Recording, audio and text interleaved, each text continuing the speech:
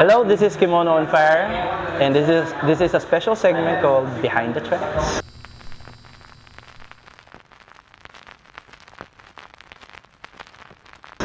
So I'm here to show you my album.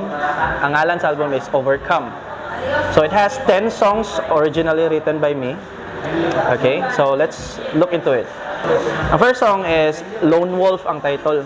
So Lone Wolf is like, it's all about someone who's a victim of bullying and he has to go all by his own para fight sa iyang life. Muna nga tawag nga Lone Wolf. It's a siya kan murag metaphor dito. So try to check that out if you have the album. And next song is, second track is titled Mai, M-A-I, Mai. Ang Mai is a very special personal song for me because I wrote this song for my, for my sister. Yeah. And it's all about, generally, this song is para po sa mga kaning inaalala ang mga kanilang mahal sa buhay na wala na dito sa mundo. Parang ganun. Yeah. So next track na to is Overcome the Storm, which is the flagship song of this album, na Overcome. Overcome the Storm is like a motivational song na you have to run around and seek an answer kung unsa ang path nga mo gusto i-choose. So it's about i-overcome nimo ang storm sa imong life. So basically, next song is a love song. The song is entitled Mine to Keep. Pwede nyo ma-check ang music video ni sa YouTube o sa Facebook. Nana siya music video. Mine to Keep is a typical love song nga upat kabok ang iyahang languages. Tagalog, English, Japanese ug Bisaya. So it's a multilingual song nga akong gisulat. Karaan ni siya na ako nga kanta, nasulat na before like mga college days na ako, pero ako nang i-arrange into one. So check it out sa YouTube. Next is, yes, the part 2 of Hanggang Dito Na Lang by Limosini. So it's an old song sa akong daan nga banda nga Limosini. Gimuan ako lahi nga arrangement nga murag jump rock na style. So wala siya. Gimo lang dahil changes sa tono and musical arrangements. So nahimo ng part 2.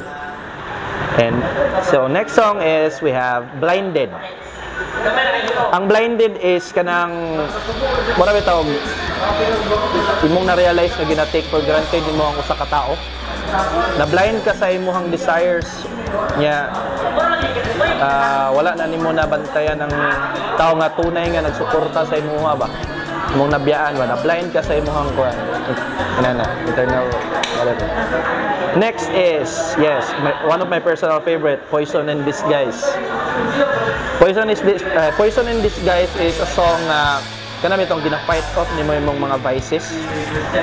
Gina-fight off ni mo imong drinking problem siguro or smoking problem or drug addiction.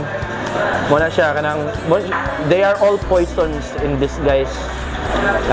Makapalipay ra siya for a night or pero makadaot yun na siya, it's a poison, so gina-fight nimo ang poison nga in disguise. Muna siya ang song. Next song is another personal favorite, which is Kapit.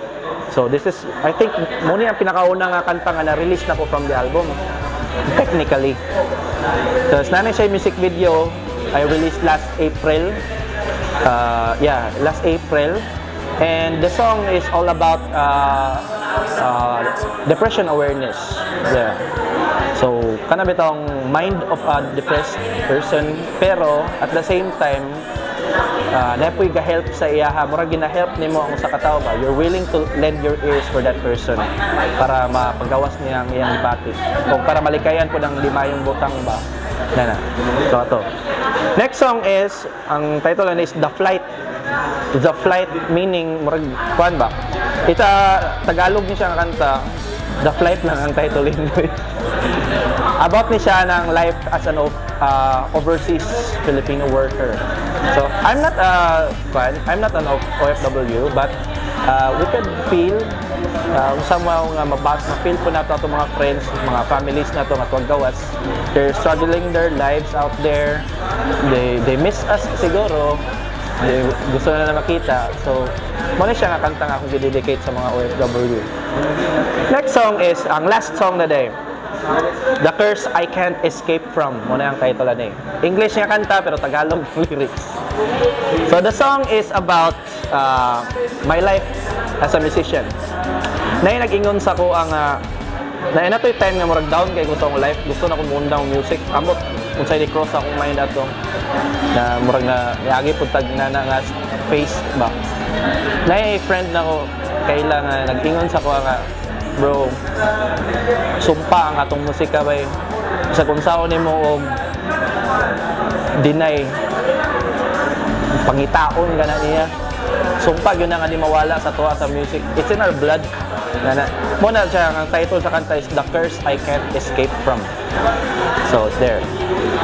From the start to the end, it's somehow connected to my life. So, muna siya akong album, Overcome.